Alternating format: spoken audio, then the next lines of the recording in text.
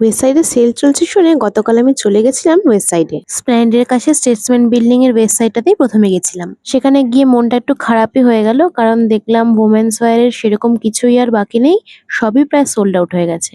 Crockery আর home decor সেকশনটা একটু ঘুরে দেখছিলাম, দেখলাম কালেকশন এখানে ভালোই আছে। বিশেষ করে এই ফুলের সেকশনটা বেশ প্রিটি লাগছিল।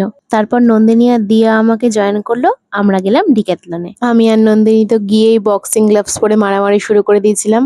তারপর আমার যে 3 নম্বরের জুতো লাগে ওরা কেউ বিশ্বাসই করতে চাইছিল না। জুতো পরে আমি একটু দৌড়েও নিলাম। তারপর দেখি নন্দিনী এক কোনায় গিয়ে একটা জামাকে জড়িয়ে ধরে দাঁড়িয়ে আছে। তারপর শুরু হলো স্কেটবোর্ড নিয়ে আমাদের এক্সপেরিমেন্ট। আমি তো প্রায় উল্টেই পড়ে যাচ্ছিলাম। তারপর আমি আর নন্দিনী টেন্টের ভিতর ঢুকে বসেছিলাম আর দিয়া আমাদের খুঁজে বেড়াচ্ছিল।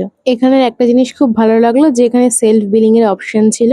আমরা যা কিনলাম তা বিল করে নিয়ে আমরা বেরিয়ে পড়লাম আবার ওয়েস্ট সাইডের উদ্দেশ্যে। এরপর আমরা গেছিলাম পার্ক স্ট্রিটের ওয়েস্ট সাইডটায়। এখানের কালেকশন বেশ ভালো ছিল, আমরা বেশ কিছু ড্রেসেস কিনেছি, তোমরাও গেলে যেতে পারো। 31 অগস্ট পর্যন্ত সেলটা চলবে। সারাদিন এই মল ওই মল ঘুরতে ঘুরতে আমরা খাওয়ার কথা প্রায় ভুলেই গেছিলাম। খাটাখাটনি করে ঘোরার পরে কিছু খাটাখাটনি করিনি, শুধু শপিং মলে ঘুরেছি। শপিং মলে দুটো শপ করে দুটো টপ চলে গেছি, ভুলে গেলি কেন?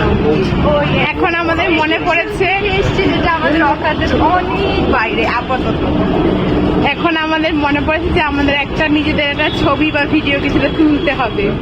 এরপর দমদম স্টেশনে পৌঁছে দেখলাম ঝমঝমিয়ে বৃষ্টি পড়ছে। বৃষ্টিতে ভিজে প্রায় 10:30টার সময় বাড়ি ফিরলাম।